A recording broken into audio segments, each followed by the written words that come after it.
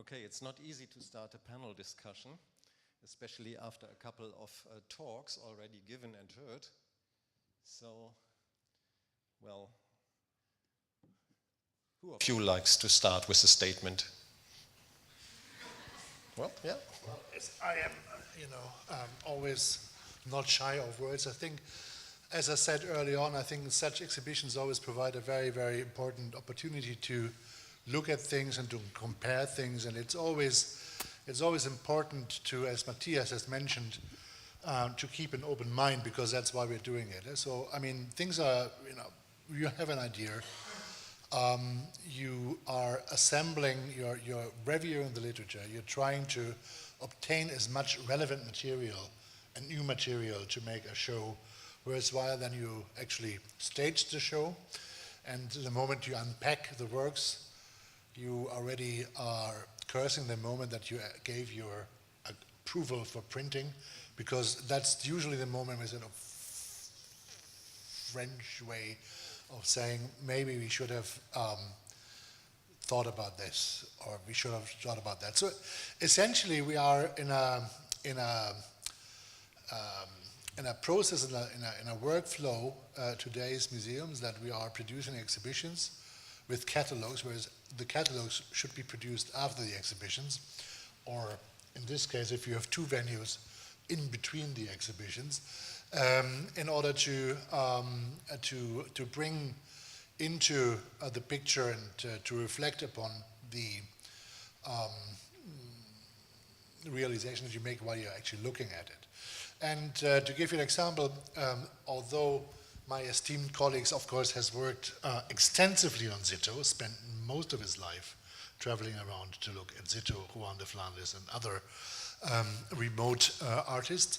The Florent van Erdmann painting, which comes from the Royal Museum of Fine Arts in Antwerp, has always been kind of locked away in the reserves. I saw it a couple of years ago, said, this is actually interesting, we should check it out in the context of Sittow, and I think it's very clear now, it doesn't really check out.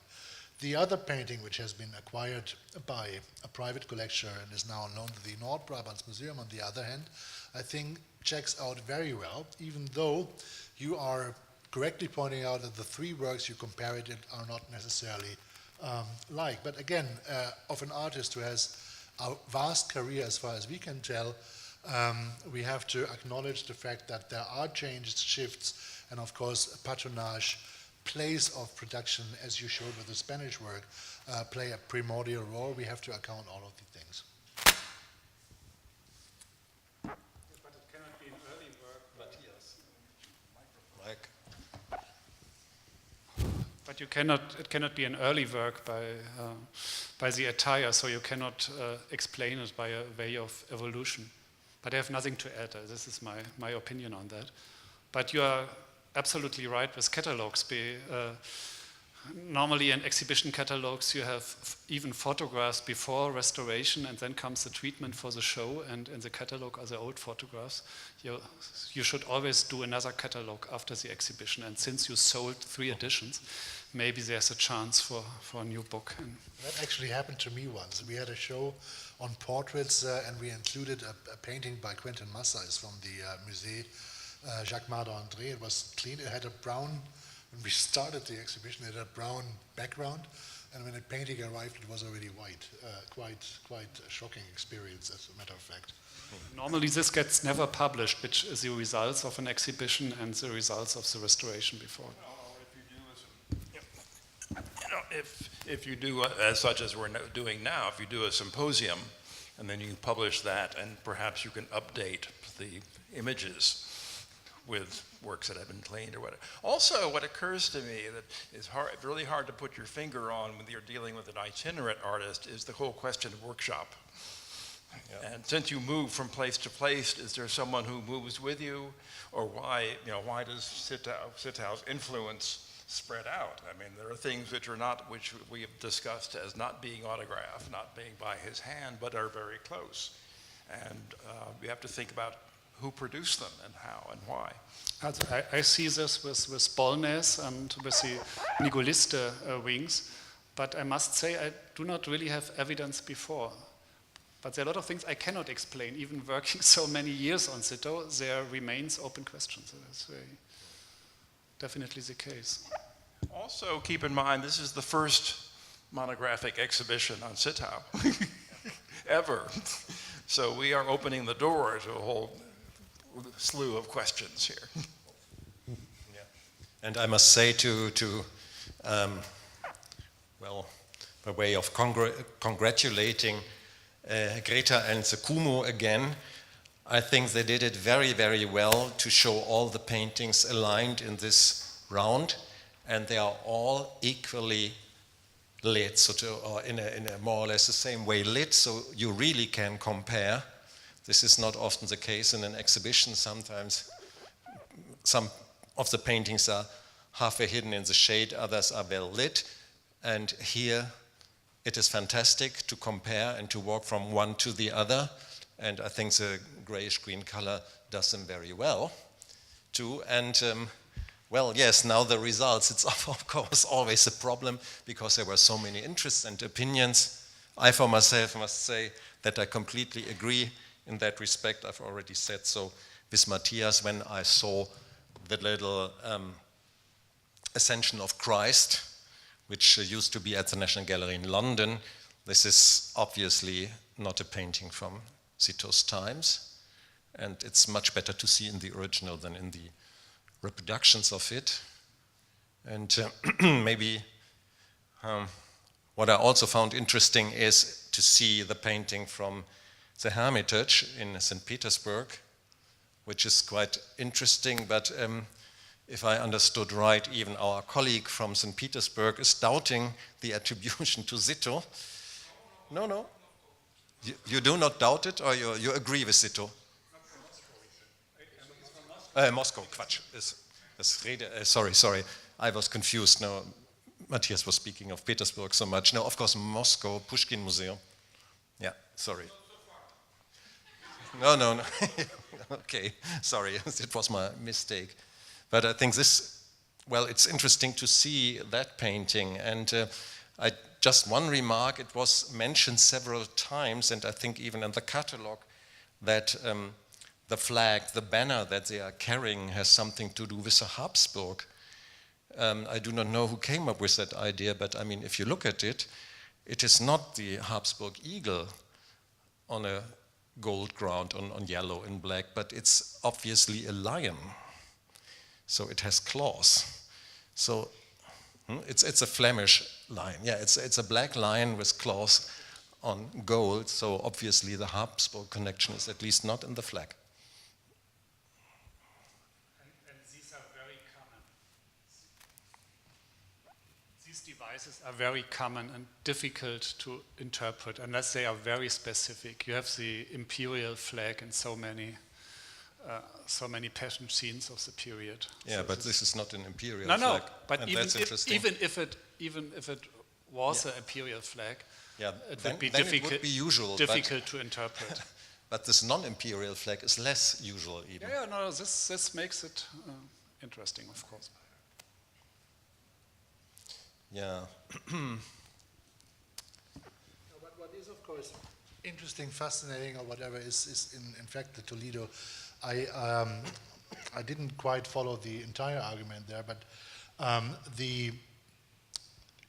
with an artist like Sittow, you kind of come to what I find very, very fascinating point, which works both on the part of the artist as of the part of the itinerant client.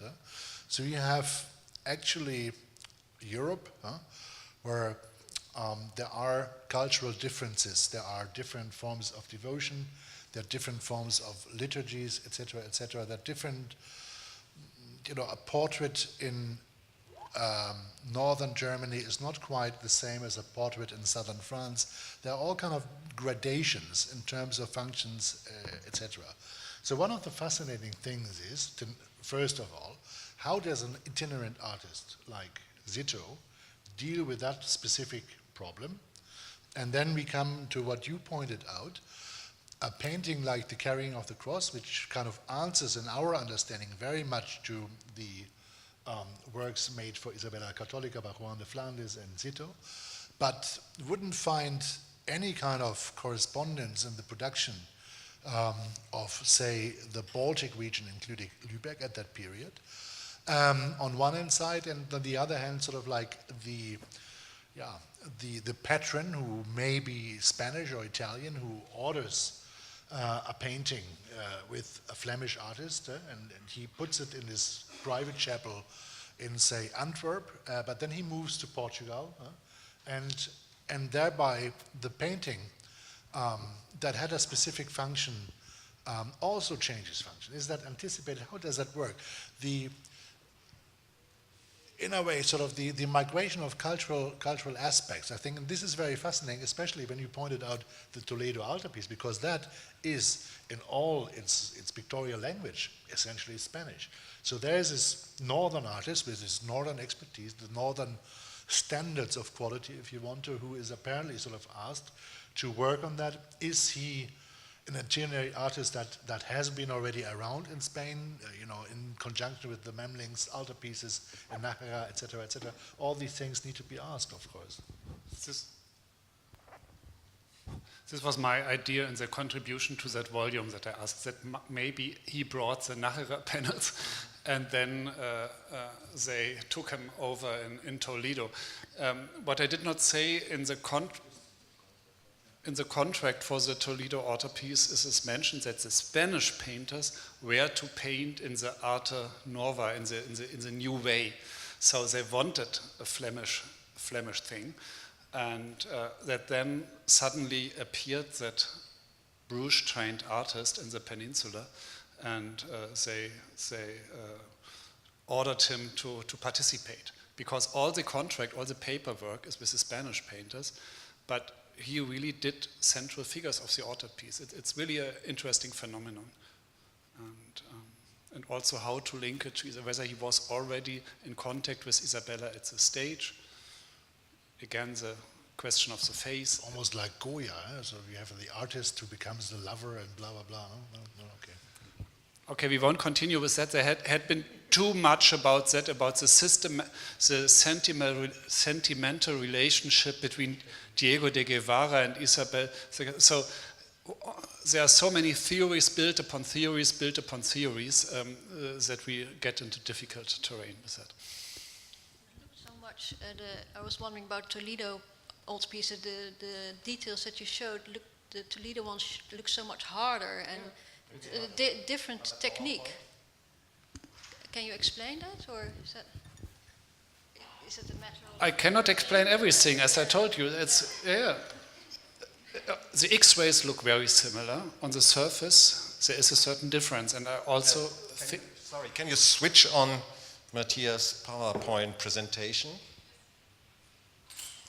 And I also think that the figures are not painted entirely by Sittow, but the underdrawing is by Sittow. So even there you have very complex workshop relationships. This is really a very difficult case. But that Sittow had some hand in it seems to me apparent.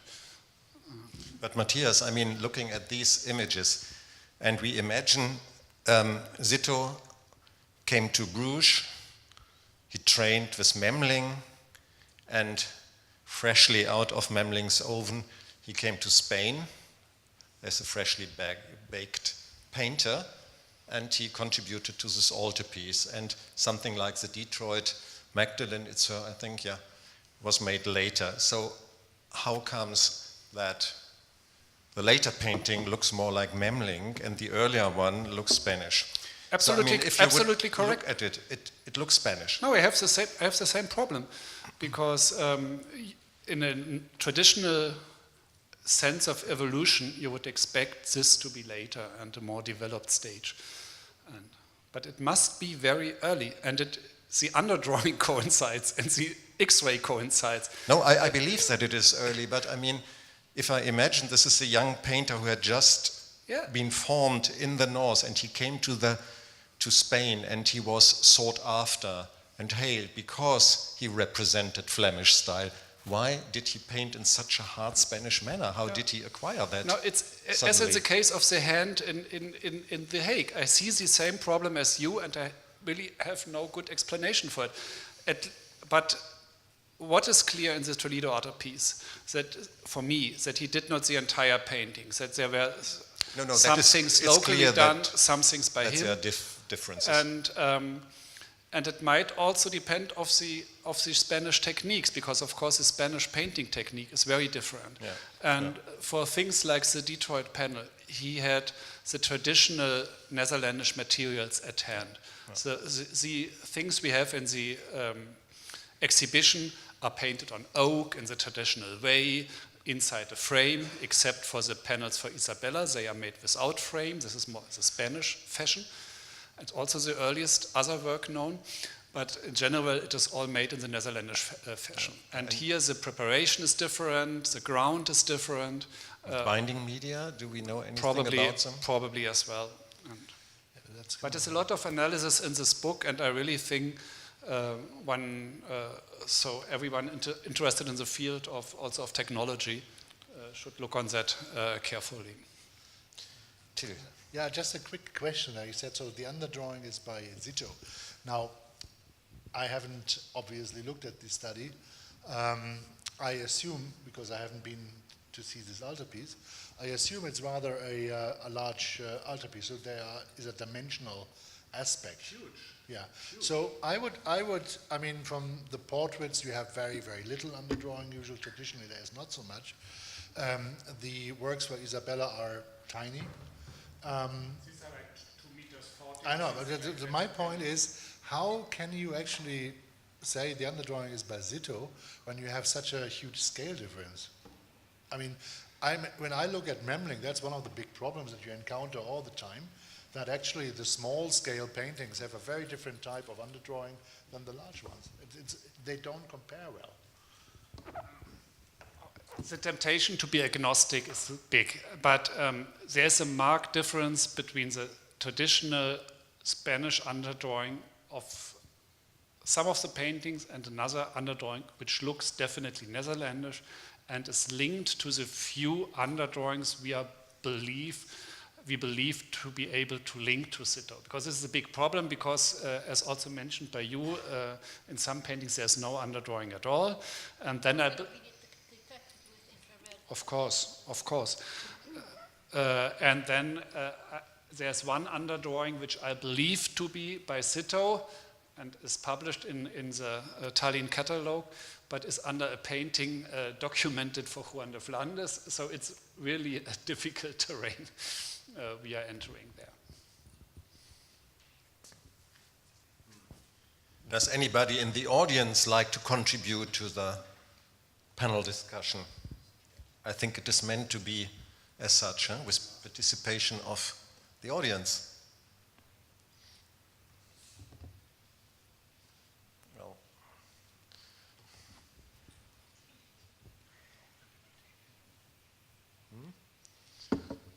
a certain exhaustion is taking place. There's a microphone.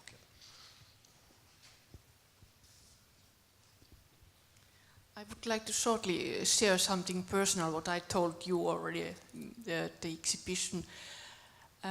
Because I'm a painter and I live now and I am painting altar paintings for the church. And I'm so happy to be here and to have seen this beautiful exhibition and this seminar. But I'm very sad and very conflicted that there are like two worlds. There is this old art and you are, what is that now, researching that. And then in the modern art nowadays, I think in many countries, at least in Finland, there's such a gap. There's no connection. Do you have ideas for that how to make this connection or connections between these two worlds? Yes.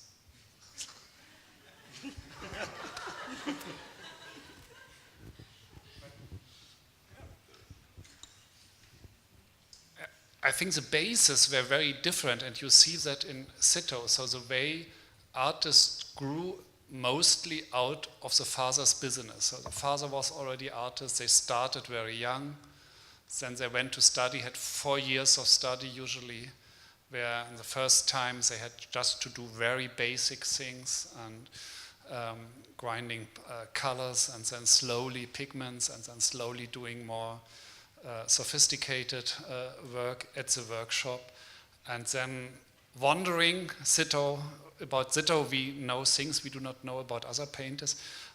Others wandered more locally, but the wandering itself was traditional. So the entire starting was completely different to what you have today. So the economical circumstances, the social circumstances were completely different. But this is not what you were asking for. But this for this Sittow is a very good case.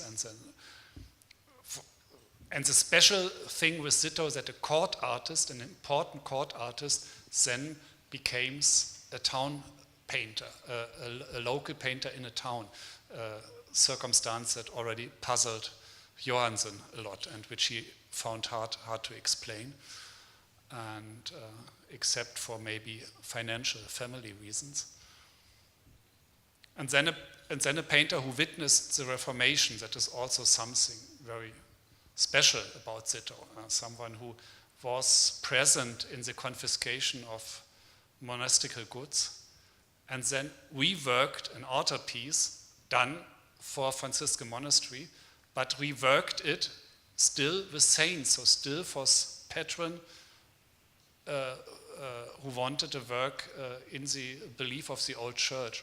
So many so interesting social phenomena linked to Sittow beyond the actual things we were discussing here today, but which make him even more interesting, and which makes these two wings you have in Tallinn really outstanding pieces for the period. And I'm glad they are now in this condition after the treatment, and you can see them this way.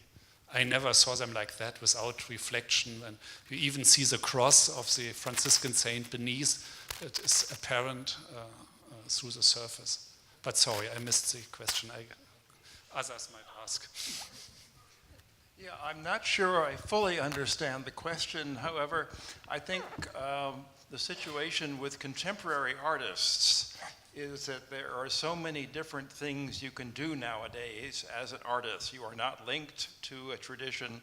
When you think about what the patronage is from the Renaissance on, it is either the church or private individuals, or now you have foundations, and you have as private collectors, and also the range of what is considered art is extremely broad. And also there are people who are making art that is not intended to last, and which is a very different attitude from what you have in the past. And so the whole social value or social relationship to art in the 21st century has altered, and it takes getting used to.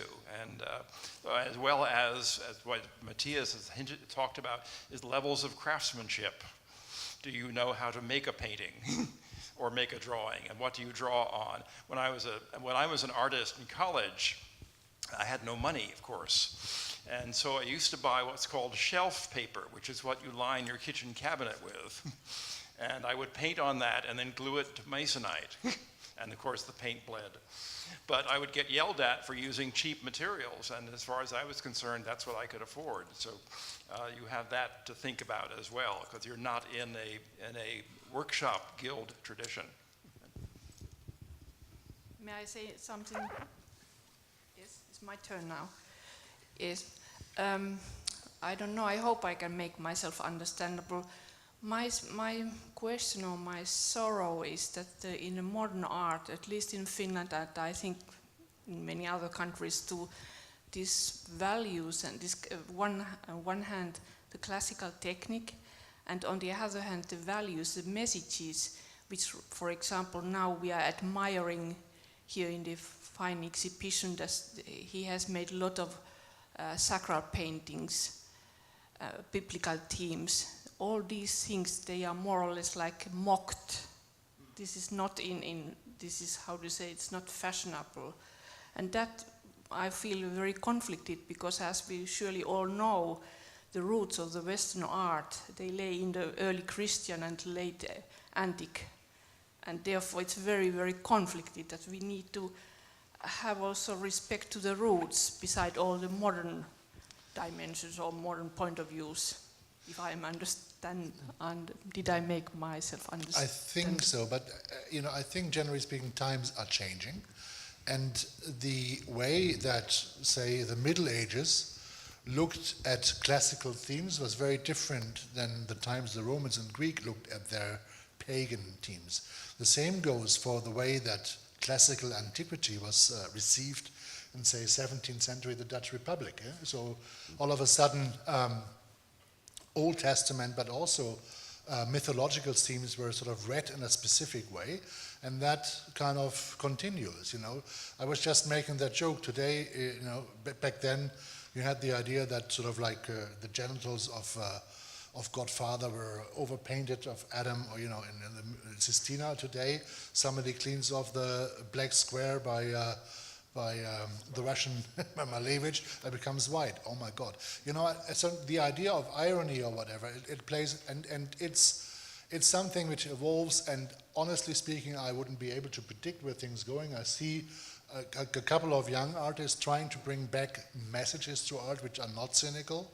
So who knows where we're standing 10 years from now, if we are still standing.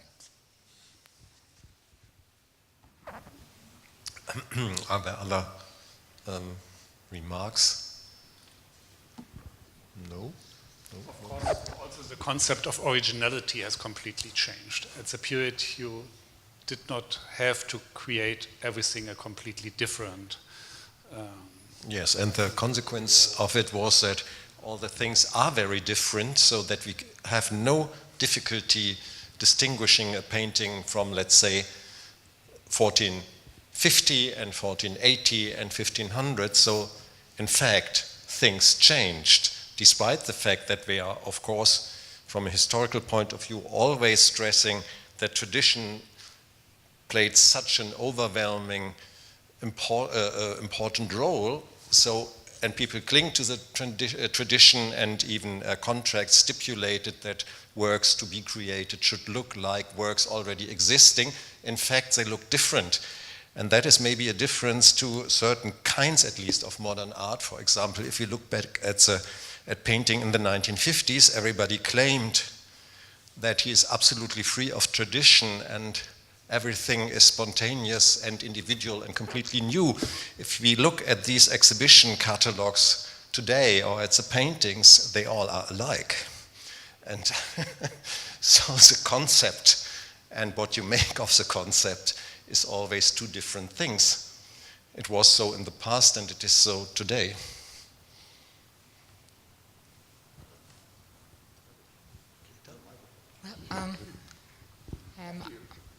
Is it working?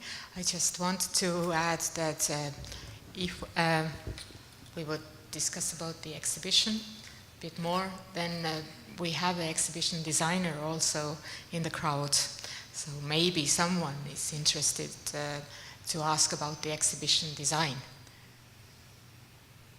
Just saying the words out. And maybe one remark to your presentation, just a remark. When you showed us the travel map, this was experience what I had while working on this exhibition, how many compromises you have to do.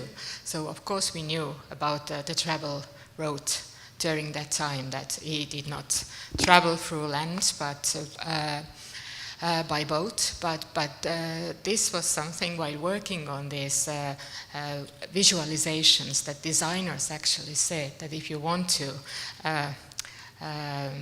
make a point or show it like better, so this is the way how to do it. So I think there are many aspects for me in the exhibition that I learned that really if you make an exhibition for a wide audience and for a public, and then people get involved, and that there are certain stories that they want to hear and how they want to, and they want to participate in narrating these stories. No, I think you did that in a very clever way. It was not meant as a critique. I just wanted to mention in my talk the fact of his extensive travels that are so extraordinary, and I've introduced the map in my talk, and then I suddenly thought, as what John Hand commented about dendrochronology, that some comment is necessary. If you see the traveling through, they would never travel through France, which was foreign territory. From Spain to Flanders, they would always go by ship, and it was much faster anyway. I just wish to thank you. It is very fine, the layout of the exhibition. It's really fine made. Thank you. I think we all agree. Dennis, do you want to add something? No?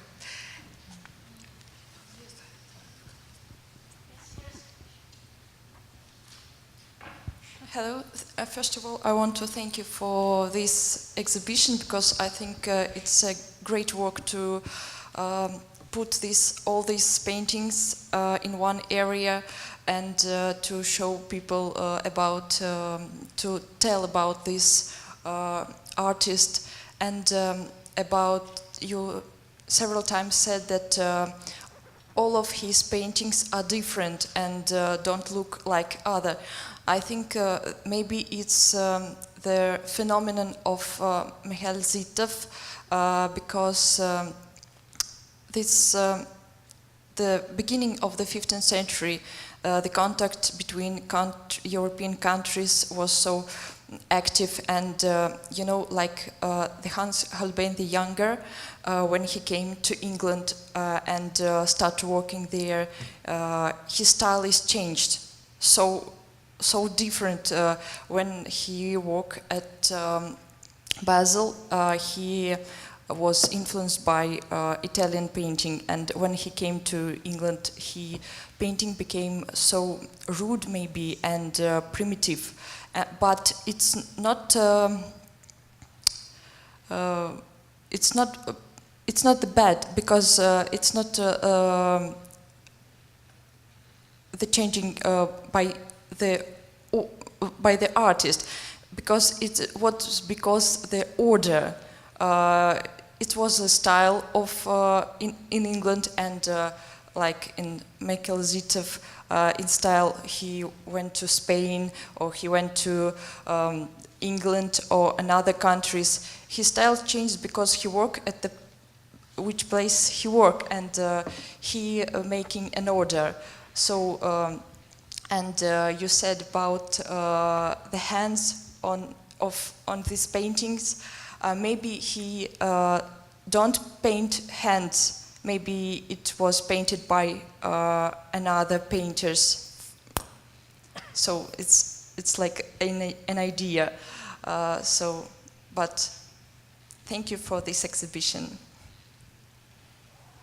But if I may add something to that. Yes, in one way you are right, and you're definitely right about the quality of the exhibition. But Sittow changes less when traveling than one would expect, on the other hand, because if you would not have all the documents and all what we know today, would we really have thought that someone who painted the Detroit man spent 12, 15 years in Spain before and was born in the Baltics, and would you really expect that from the painting? And the differences between the paintings are really not so big. And for example, as we see the Hague portrait, which we were discussing in the morning, it could be anything. It could be painted before, in his first Tallinn period, just from the painting. We have to look on the attire, and we have to look for external arguments to prove the date. But just from the painting technique, there's nothing that would say it must be painted first Tallinn stay, or in Netherlands, or in Spain, or in the second Tallinn stay. It's very difficult to argue in that way. Well, another argument is the costume that he's wearing seems so generic, and he could have been a Netherlandish citizen, he could have been German, and I suppose also somebody from Tallinn that I don't know what they would wear here, but it's so generic, so little to to go by. There are some specific things. There's a specific Lübeck female dress where you can recognize, oh, this must be a burger from Lübeck. But of other places we know so little. And do we know how a merchant of Riga looked like in 1510? Do we know that? We have the St. Lucia altarpiece in Niguliste that was already mentioned. We have some important works, but then were they done in Bruges? Did they have really the donors before them, or were they painted from the distance? Did they knew the local costume, and so on? Or the Vienna portrait, which looks, the Vienna portrait, which is, related to the Louise of Savoy. Does that mean she's the woman in Vienna is French? Or no. The thing also that's in the back of my mind is tangential is between 15th and 16th century, did people who looked at paintings in the 16th century realize that there were quotations from earlier masters? When Gerard David quotes Jan van Eyck, did somebody look at it and say, oh yes, that comes from a Jan van Eyck painting? There's no documentation that I'm aware of, but it's an interesting question. And Till will answer. Of course. But I think the same question you can ask for many 15th century paintings, especially Van Eyck. We had a couple of days ago a panel discussion about the restoration of the Ghent altarpiece, and we are joking about, essentially they cleaned off the lamp, and the lamp now looks really scary in a way, and it has kind of strange ear, and there was like a whole debate coming out of that. Has the overpaint, is that actually a sort of censorship that has to be related with the image debate of the 16th century? And while that very well may be the case, it is quite as possible that nobody actually noticed, or that the people who did notice were a very few who actually had enough access to look at that. So the question which you had, somebody might have. Yeah. And of course, the great part of the audience probably didn't, and if they did, they didn't give a flying shit for it. But the few connoisseurs that had the knowledge and knew the paintings of Van Eyck, Margaret of Austria and her courtiers might have been very well aware of this kind of quotation and might actually have appreciated them. She had a Van Eyck too. No, a copy. Oh, actually, she had a copy and an original. And an original, yeah. Was she aware that she had a copy?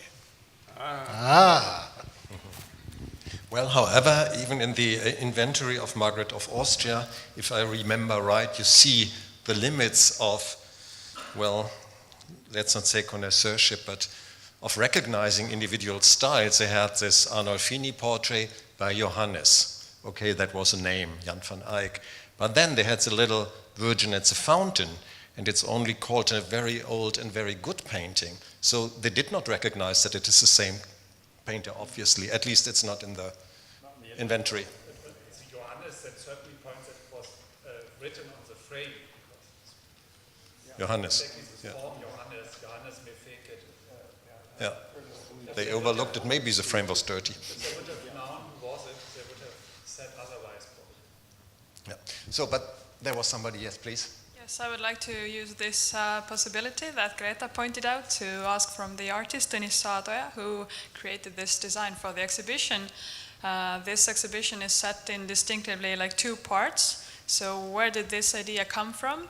Why is it like this? And did you think about the mass audiences who come to the exhibition and stand in lines or not? I mean, this is just a good way to show paintings, but why like this? Hello. No, I was not expecting the mass of people, because nothing I've done before has been related to so many people, so many visitors, so much audience. So yeah, I'm surprised. The structure of the exhibition is actually, well, we had two designers for the exhibition. I started it, and Asko Gunnapu did the graphic design. He joined in a bit later, and I think we did a lot of the decisions together, despite the decision that the paintings will remain inside. And the idea was that there was so much information which was supposed to be exhibited in the context of Sittow, that it seemed like a real mess in the beginning. On the other hand, Greta was sending me emails describing the perfect outcome, or the way the painting should be looked at, and the psychological mood. And so we just decided that this is the only way to have the paintings apart from everything else. And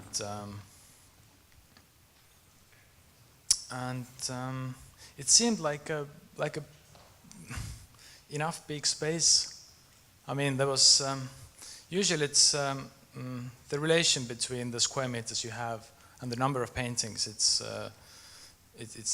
not that flexible, and I think it's probably the first time I could do this kind of exhibition, that you have 20 small pictures and you have 1,000 square meters, and then you can actually physically make the viewer look at each detail separately. I think it's quite a unique opportunity. Yeah, thank you very much for the comment. And I would also like to ask a little further question. Have you had any feedback about problems finding the paintings? I had one today, yeah. I heard about a gentleman who came to visit the show for the second time, and he said, well, he didn't see the paintings in the first time. It's like, I don't know how it's possible. But it is. I think somebody else pointed up his finger, or hers. Oh, yeah. As the mic is here just now, somebody spoke about the hands. Now, I don't know about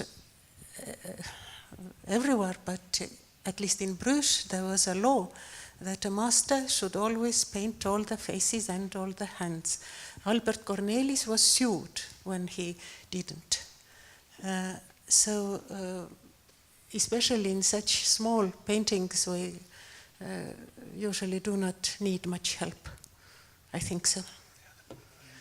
But I also have a question to Matthias Weniger, who mentioned 111 works in his catalogue some years ago. So, how many works, yes, how large is Sittow's oeuvre? And how much has he painted, and how much is survived? Is surviving now? I think I'm now accepting about 14 things. Most are in the exhibition, except for the altarpiece in Bollnäs in Sweden. These new findings from Toledo. Then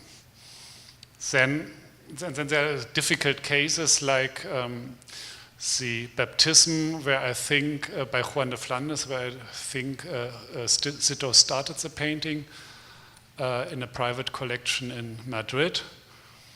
And then we know that he did copies, and I discussed at least the possibility that he did the copy of the Roger van der Weyden altarpiece that is known to was made for was in Granada in the Capilla Real. 2 panels are still there. One is in the Metropolitan Museum. So this must have been done for Isabel, and there's a discussion whether it's Juan de Flandes or Sittow. But since it is a copy, it is very difficult really to argue with stylistic terms. The painting technique is identical with both artists working in that period. So it's very difficult to draw a line there. But these are the candidates, and I think all other paintings are in the exhibition. So it's about 14, I would accept. And for your previous, you said something before? I forgot what to. No. So I've just heard, by the by, that we are running out of time. So we are already nearly 10 minutes behind or in front of our schedule. I do not know, 10 minutes late.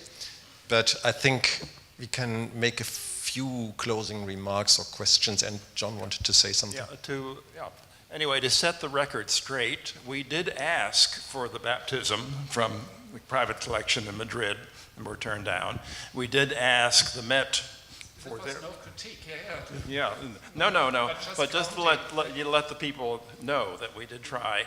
And also, Granada is very interesting because my colleague did a Roger van der Weyden show in Madrid, and he asked Granada for the other two panels, and they are convinced they're by Roger. I know. And you're only allowed to show or to publish them when you say it's Roger. Yeah. I know the problem. Mm-hmm. Yep. That's that. But there's absolute proof it cannot be. Maybe this is one important point, talking about dendrochronology. The private owner of the Ascension that is in the exhibition and that I was proposing to be mid-16th century, and Stephan agrees, or around 1600, this owner is much more open to debate, as is the National Gallery, and they made possible a dendrochronological examination of the panel, and so Peter Klein went there.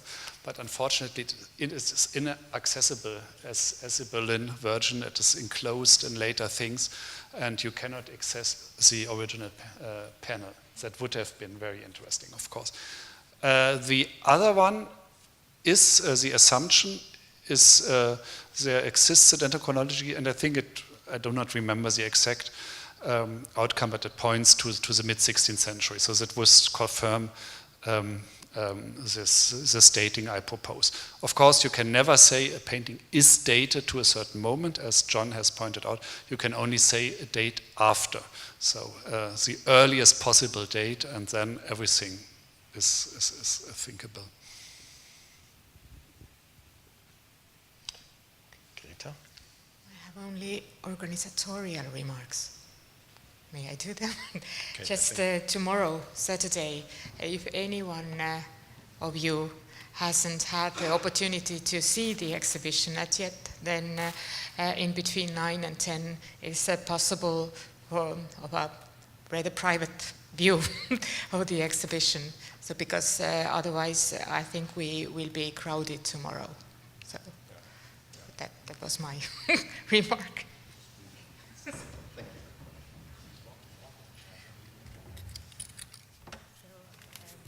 So thank you everyone for coming here, and of course thank all the speakers and Stephan for chairing this today's session, and I hope that everyone will be back tomorrow.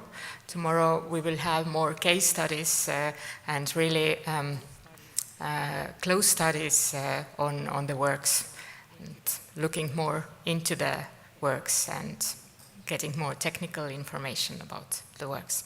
So welcome back. Thank you.